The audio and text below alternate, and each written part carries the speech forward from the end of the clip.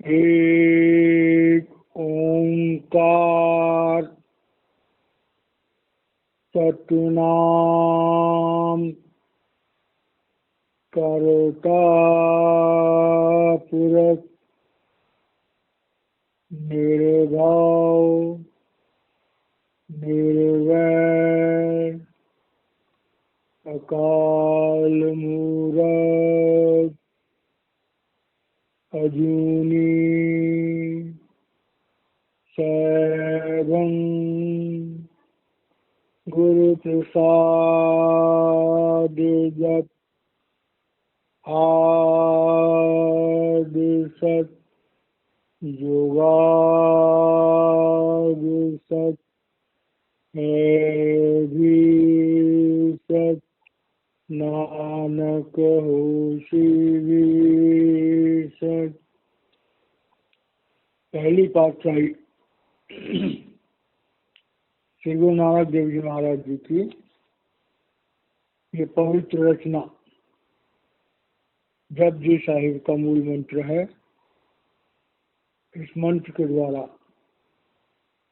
सच्चे पातशाह उस प्रभु का गुणगान कर रहे हैं कि हे परमात्मा, आप स्वयं ज्योति और श्रुति के रूप में प्रकट हुए, करोड़ों ब्रह्मांड बनाए, 83 लाख योनियां बनाई, और जब से संसार बना है आप मनुष्य का चोला धारण करके जीवों के उद्धार के लिए आते रहे हो।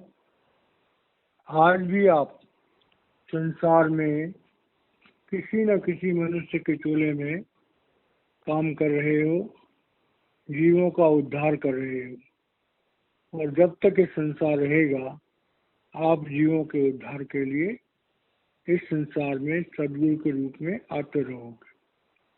ये प्रभु की बढ़ियाई है।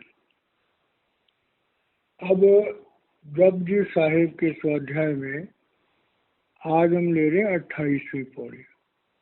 ये बड़ी महत्वपूर्ण पौड़ी है और इसके द्वारा हम भक्ति मार्ग के बहुत सारे रहस्यों को जानने का प्रयास करेंगे।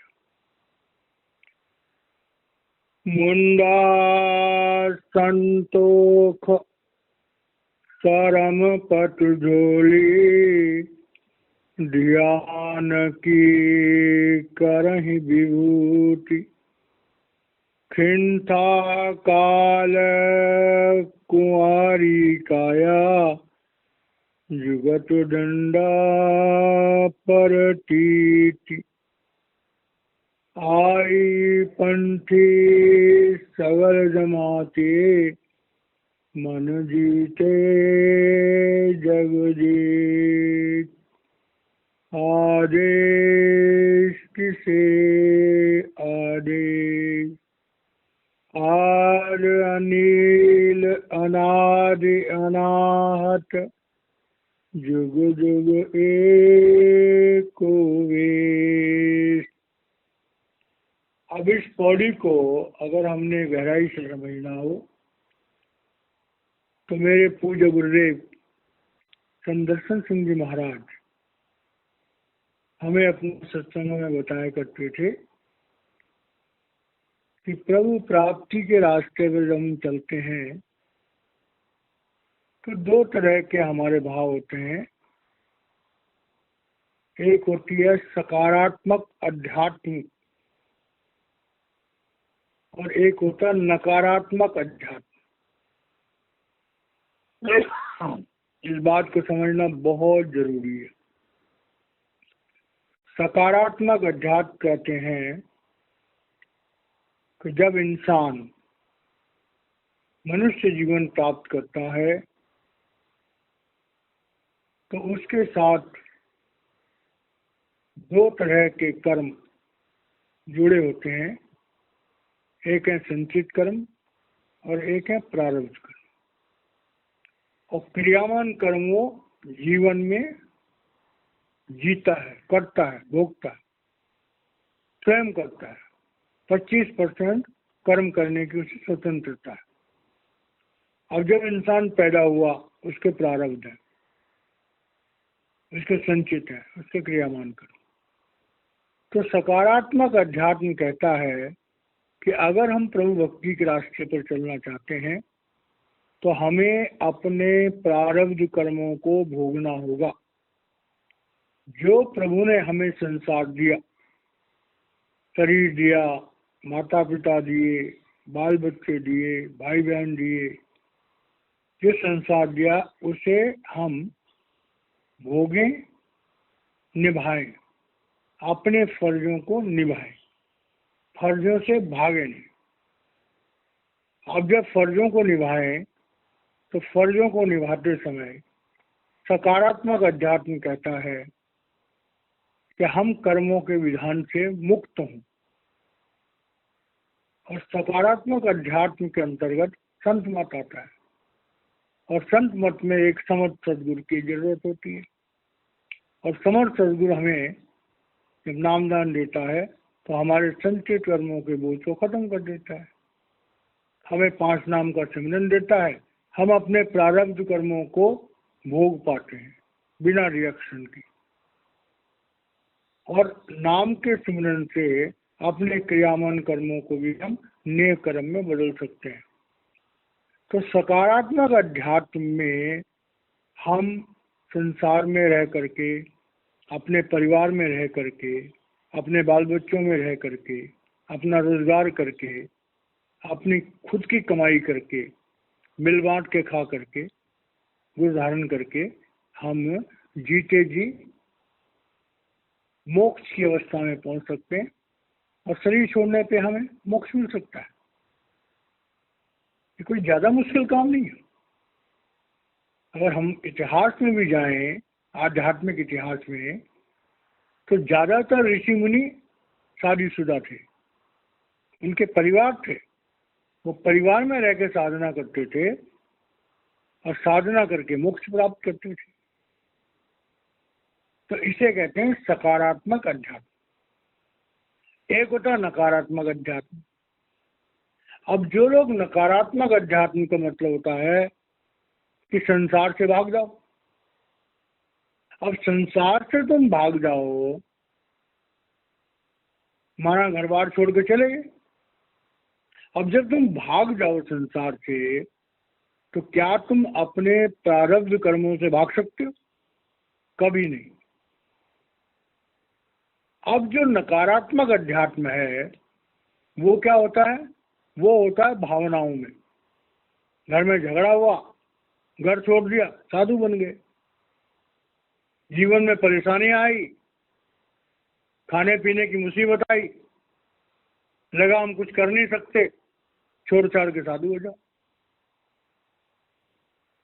तो अगर हम गौर से देखें तो जो हमारे त्यागी, संसार को त्याग करके जो साधु संत बने हैं, उनमें बहुत ज्यादा लोग वो होंगे जो संसार की रिस्पॉन्सिबिलिटियों से भाग करके, जो संसार का मुकाबला नहीं कर पाए, जो प्रारब्ध को भोगने में असमर्थ रहे, घरबार छोड़ दिया। अब उन्होंने घरबार छोड़ दिया तो एक तो वो प्रारब्ध से नहीं बच सकते, दूसरी बात यह है घरबार छोड़ने के बाद भी मनुष्य होने के नाते उन्हें भोजन चाहिए। भोजन के बिना वो जिंदा ही नहीं रह सकते। तन ढकने के लिए कपड़े चाहिए, गर्मी सर्दी से बचने के लिए कोई ऐसी जगह चाहिए जहाँ सर पे छत हो, पीने के लिए पानी चाहिए, सोने के लिए कोई जगह चाहिए। तो इंसानी जरूरतें अगर कोई आदमी घर छोड़ भी देता है तो जरूरतें उसका पीछा नहीं छोड़ती। और हम ये देखते हैं कि हजारों लाखों साधु दुनिया की परेशानियों से भागकर साधु तो बन जाते हैं, और उसके बाद वो सुविधाएं जो गृहस्थियों को आसानी से मिल जाती है, उन्हीं सुविधाओं को प्राप्त करने के लिए वो दर दर की ठोकरें खाते हैं। 2 रोटी खानी होती है 10 दरवाजे पे जाएंगे, भीख मांगेंगे, तब जाकर 2 रोटी मिलेंगी। और भीख मांग करके वो दूसरों के कर्मों को अपने पर ले रहे हैं। मेरे गुरुदेव कहा करते थे कि भाई देखो, अगर तुम सकारात्मक भक्ति करते हो, अगर तुमने थोड़ा भी भजन किया तो तुम्हारा अपनी दौलत है। लेकिन तुम अगर मांग के खाते हो, दान का धन खाते हो, तो पहले तुम्हें भक्ति करनी पड़ेगी उस दान के धन का कर्जा चुकाने के लिए। तो मतलब जो नकारात्मक भक्ति वाले हैं, जो साधु सन्यासी हैं, उनकी आधी भक्ति तो उनके रहने खाने पीने की सुविधाओं के बदले में उन्हें खत्म हो जाती है। तो यहाँ पर श्री गुरु नानक देव जी महाराज कह रहे हैं कि भाई सकारात्मक भक्ति नकारात्मक भक्ति से ज्यादा बढ़िया है। श्री गुरु नानक देव जी महाराज साक्षात परमात्मा के अवतार थे।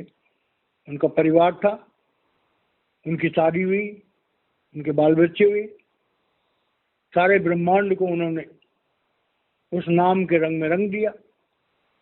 उनकी पहुंच प्रभु तक थी। नानक का पाठ साधिश से जाएगा। तो बताइए कि गृहस्थ में रह करके, शादी करके, बाल बच्चे पैदा करके श्री गुरु नानक देव जी महाराज जो हैं वो ब्रह्मांड में प्रभु का रूप बन गए।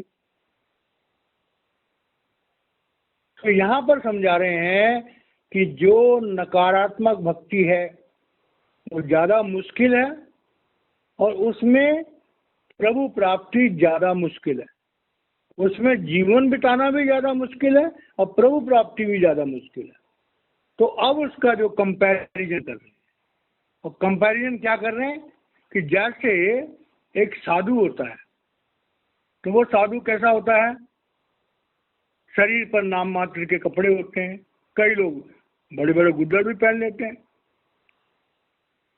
नाथ संप्रदाय में अक्सर में ये शब्द जो उच्चारण किया गया है, श्री गुरु नानक देव जी महाराज जब योगियों के, सन्यासियों के, सिद्धों के बीच में गए तो उनसे चर्चा करते समय उन्होंने उन्हें समझाने का प्रयास किया कि कोई भी साधु होता है तो वो जिस संप्रदाय से बिलोंग करता है उसकी निशानी के रूप में वो कानों में कुंडल डालते हैं, हाथ में एक कमंडल रखते हैं, भिक्षा पात्र, शरीर पर कोई अलग अलग किस्म के गुद्दड़ पहनते हैं, रंग बिरंगे, जिसका जो भी हिसाब होता है। हाथ में एक बड़ा सा डंडा रखते हैं, शरीर पर जो है वो विभूति भस्म रमा के रखते हैं। तो एक साधु जो नकारात्मक भक्ति से संबंध रखता है,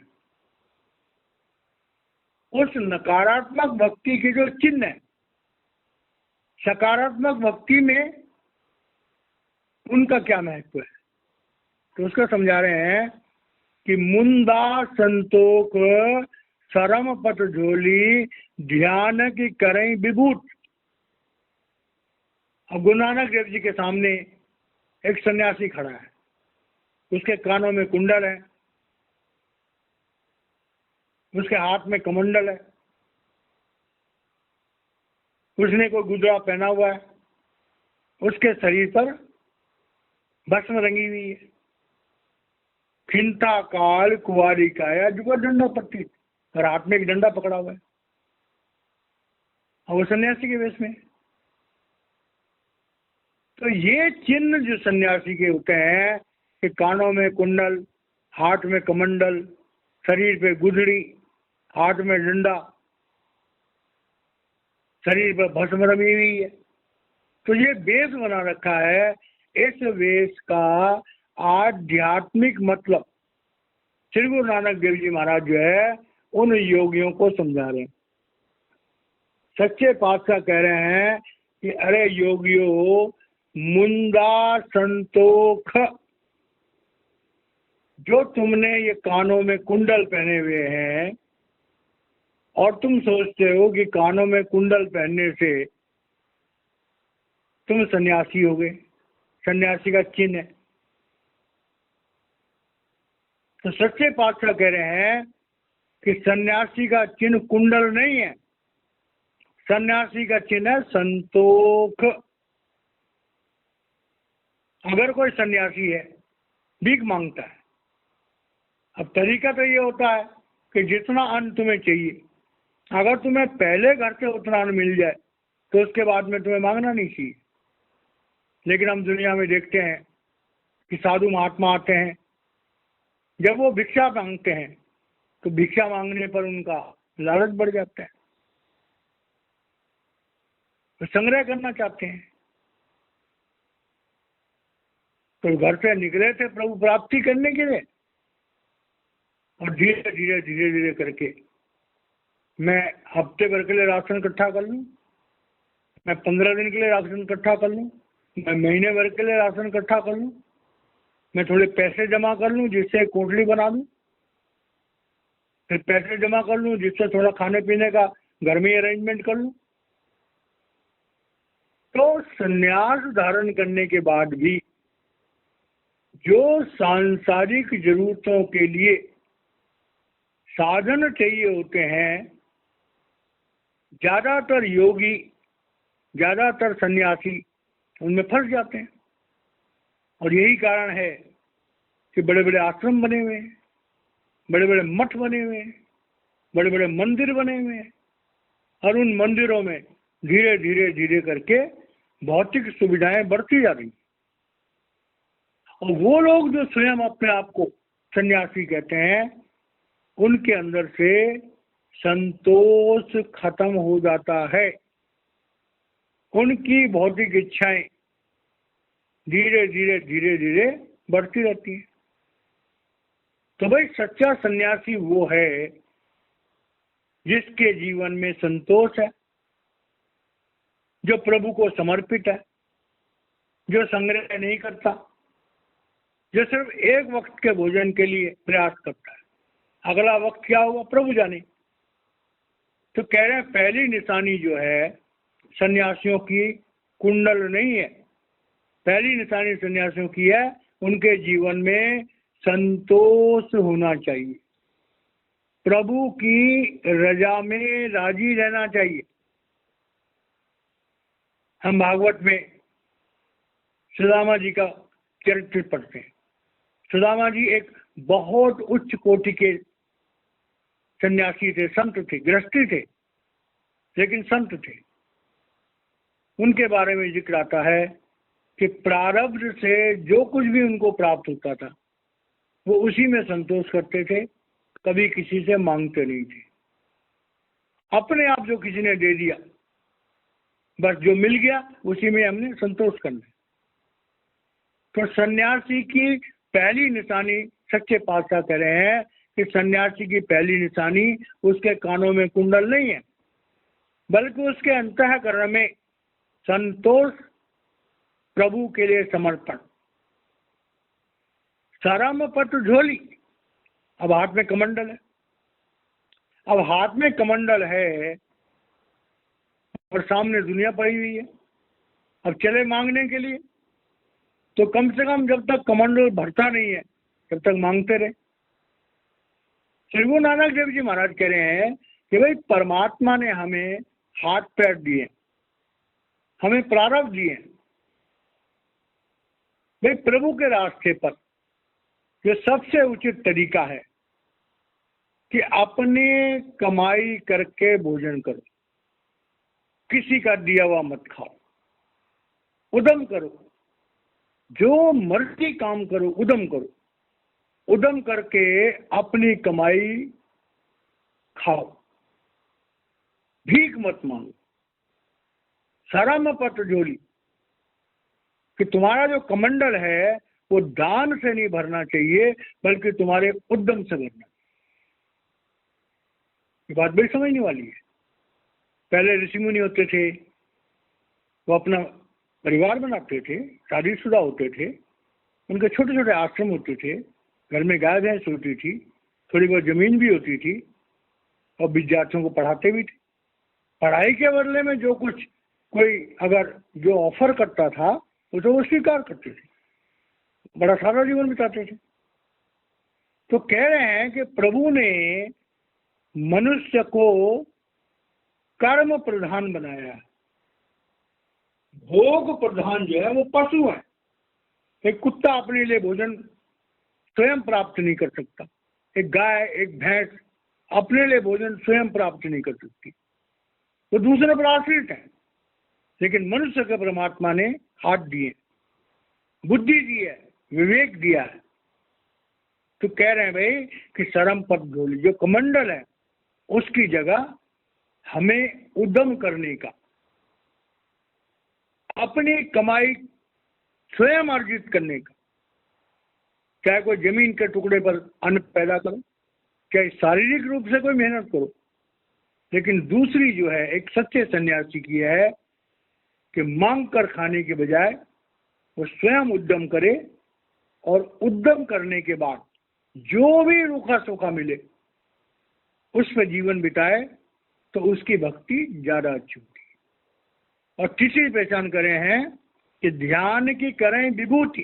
अब यह बात बड़ी गहराई से समझने वाली कि जो राख मलते हैं सन्यासी अपने शरीर पर, पहले भी जिक्र आया था कि भगवान शंकर की जब हम फोटो देखते हैं तो उनके शरीर पर राख मली होती है। भगवान शंकर का स्थान जो है वो हमारे हृदय चक्र पर आता है। तो मतलब क्या हुआ कि जब कोई भक्त लोभ, काम वासनाएं, क्रोध और मोह इनको जला देता है और इनको जला करके इसकी भस्म बना करके और तब शरीर पर लगाता है, वो कोई ऑर्डिनरी राख नहीं है। वो हमारे लोभ, हमारी काम वासनाएं, हमारा क्रोध और हमारे मोह के जलने वाली राख है। इन चारों विकारों के जलने के बाद जो राख बनती है वो शरीर पर मली हुई। तो कह रहे हैं ऐ सन्यासियों, ये राख तो तुम शरीर पर मलते हो, फिर तुम कोयला जलाते हो, उसकी राख बन गई, मल गई। असल में तो ये होना चाहिए कि ध्यान की करें विभूति। अपने ध्यान को अपने हृदय चक्र पर एकाग्र करके और हृदय चक्र को जब तुम क्रॉस करोगे तब वहां पर तुम्हें ये विभूति मिलेगी। ये वासनाओं के जलने के बाद जो विभूति होती है वो मिलेगी। तो मतलब क्या हुआ कि ध्यान के द्वारा हम अपनी आत्मा को नीचे के चक्रों से, मूल चक्र, इंद्र चक्र, नाभि चक्र, हृदय चक्र से निकाल करके जब उदान वायु में कंठ चक्र पर आते हैं तो वहां पर आकर के हमें वो विभूति मिलती है, वो वासनाओं की राख मिलती है और हम पवित्र हो जाते हैं। तो कह भाई शरीर पर राख मलने की बजाय तुम्हारे जीवन में कोई आत्मज्ञानी पुरुष होना चाहिए, उससे नाम डाल लो। नाम डाल लेने के बाद अपने शरीर में लोभ को जलाओ, काम को जलाओ, क्रोध को जलाओ, मोह को जलाओ, और तब उसकी जो भावना है वो तुम्हारे शरीर में राख की तरह चमकेगी। ये निशानी बता रहे हैं।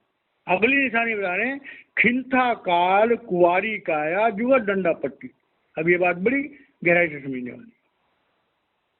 तो कह रहे हैं खिंता कहते हैं गुजरी को, जो वस्त्र पहनते हैं तरह के। कुंवारी काया कहते हैं अखंड ब्रह्मचर्य को। जुआ डंडा पट्टी कहते हैं कि किसी गुरु से नाम लेकर के शब्द का डंडा,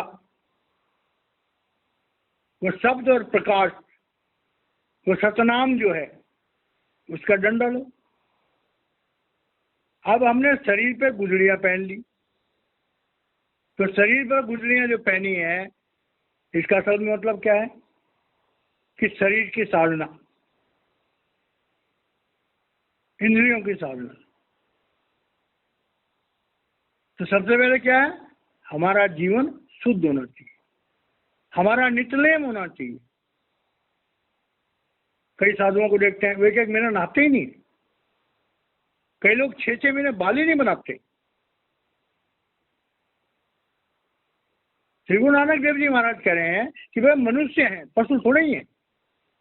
मनुष्य हैं तो हमारा रोज का काम है कि हमें स्नान भी करना चाहिए, अपने शरीर को साफ भी करना चाहिए, शरीर को भोजन भी देना चाहिए। और कुंवारी काया कहते हैं पवित्र जीवन को।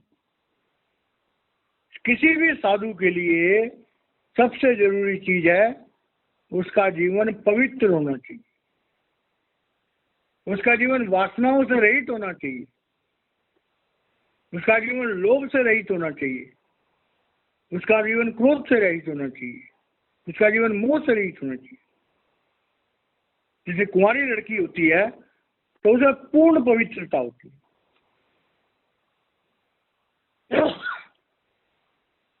तो कह रहे हैं भाई एक साधु है, अगर उसके जीवन में वासनाओं का त्याग नहीं है तो भाई उसका जीवन खतरे में। आज देखो हम खबरों में पढ़ते हैं, एक साधु है, उसके 200 शिष्य हैं, पकड़ा गया, वासनाओं के जाल में फंस गया, पकड़ा गया। कितने साधुओं का यूट्यूब पे समाचारों में आता है, फलाना इतनी स्त्रियों के साथ पकड़ा गया, फलाना वासनाओं के जाल में पकड़ा गया। तो श्री गुरु नानक देव जी महाराज कह रहे हैं कि भाई जब तक कोई इंसान अपनी वासनाओं पर काबू नहीं करेगा, अपने जीवन को पवित्र नहीं करेगा, अखंड ब्रह्मचर्य धारण नहीं करेगा, शरीर की भी शुद्धि नहीं रखेगा। इस शरीर को रोज साफ करना चाहिए, इस शरीर को भोजन देना चाहिए। तो कह रहे हैं कि भक्ति का रास्ता ये नहीं है कि तुम बेहोश हो जाओ।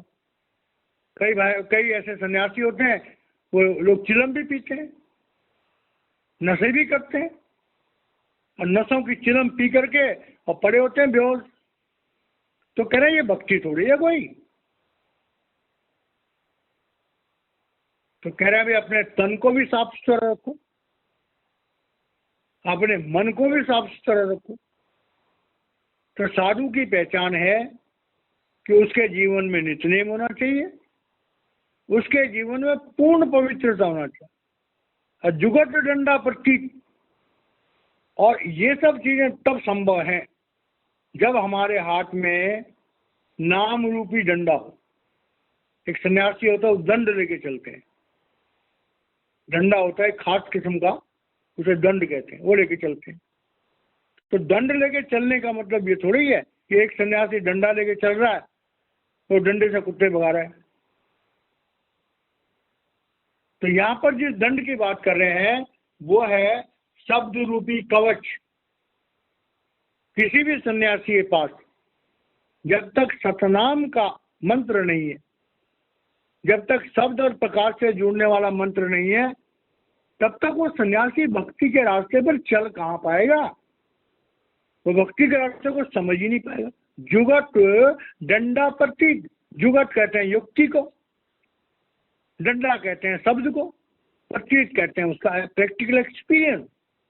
श्री गुरु नानक देव जी महाराज कह रहे हैं कि चाहे इंसान गृहस्थी हो और चाहे सन्यासी, जब तक वो एक शब्द पार की गुरु, सतनाम का भेद जानने वाला गुरु, उस परमात्मा के भेद को जानने वाला गुरु, प्रभु की वास्तविकता को जानने वाला गुरु, जो हमें परमात्मा से मिला दे, ऐसा गुरु हमारे जीवन में नहीं होगा।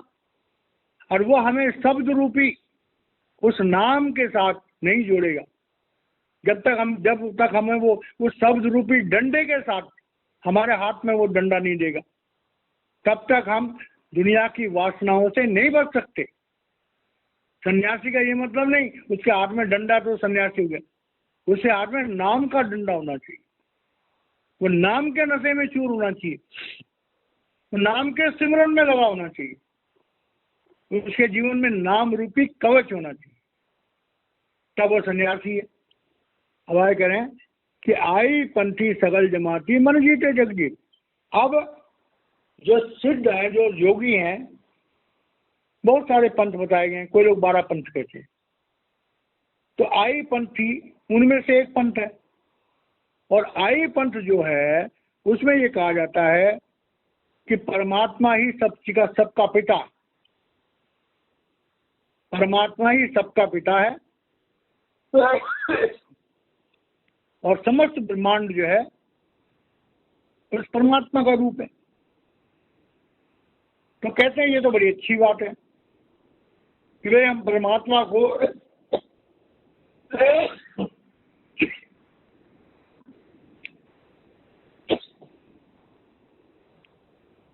हम उस परमात्मा को समस्त संसार का पिता कहते हैं, ये बड़ी अच्छी बात है। लेकिन मन जीते जग जीत,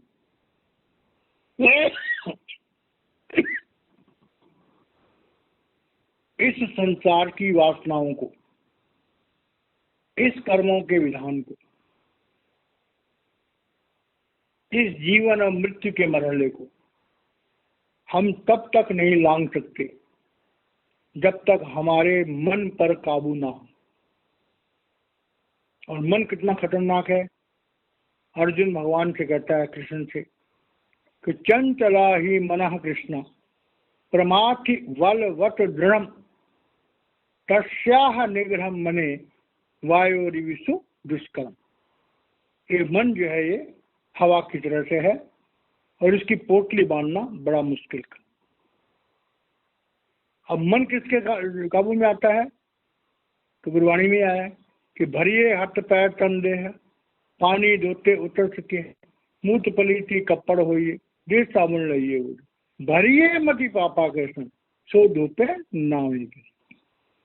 श्री गुरु नानक देव जी महाराज कह रहे हैं कि मन जीते जग जीत।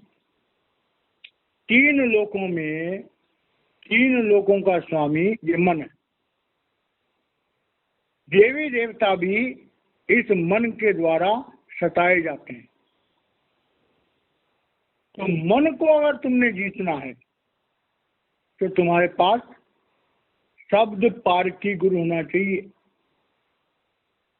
नावे के रंग भरिए मत पापा के संग सो धोपे नावे के रंग।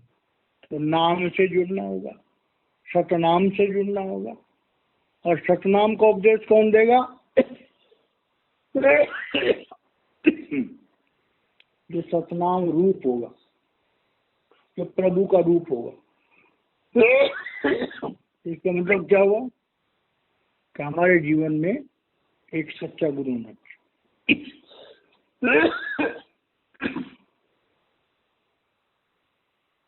प्रभु रूप गुरु होना चाहिए। जब प्रभु रूप गुरु होगा तो आदेश से आदेश, आदेश कहते हैं, वैसे साधु लोगों का आदेश कहते हैं नमस्कार करने को। तो कहते हैं कि आदेश से आदेश, नम्रता, नमस्कार। नमस्कार हम उस परम पिता परमेश्वर को करें जिसका हुक्म समस्त ब्रह्मांड में चलता है। परमात्मा ही एक वो शक्ति है जो समस्त ब्रह्मांडों को चलाती है।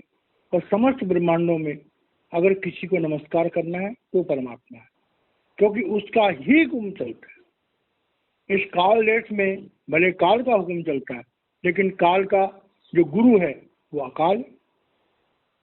तो श्री गुरु नानक देव जी महाराज कह रहे हैं कि उस अकाल पुरुष की साधना, उस अकाल पुरुष की कृपा के बिना कोई इंसान कुछ नहीं कर सकता। आदि अनिल अनादि अनाहत जुग जुग को। और वो जो परमात्मा है वो अनादि है, उसका कोई अंत नहीं है, वो अनंत है, वो सर्वशक्तिमान है, वो अनाहत है, जिसका कभी नाश नहीं होता। तो कह रहे हैं वो परमात्मा जो अनंत है, अद्वितीय है, अविनाशी है, और जब से सृष्टि बनी तब से लेकर के अब तक जो है जुग जुग एको वेग, वो अपने उस वास्तविक रूप में ही, चाहे वो सतयुग रहा हो, चाहे वो त्रेता रहा हो, चाहे वो द्वापर रहा हो, चाहे कलयुग रहा हो, जो सतनाम है उसका रूप एक ही है, एक ही जैसा रहा है। और वह है शब्द रूप और वह है प्रकाश रूप।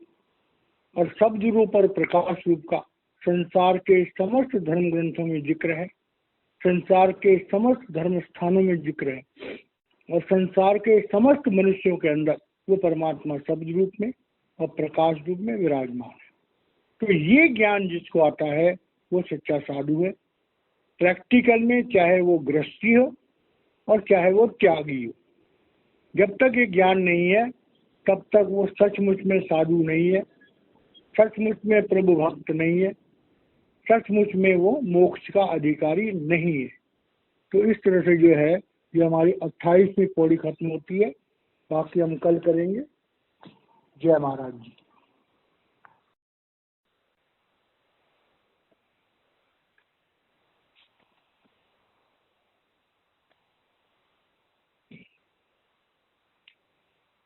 एक ओंकार सतनाम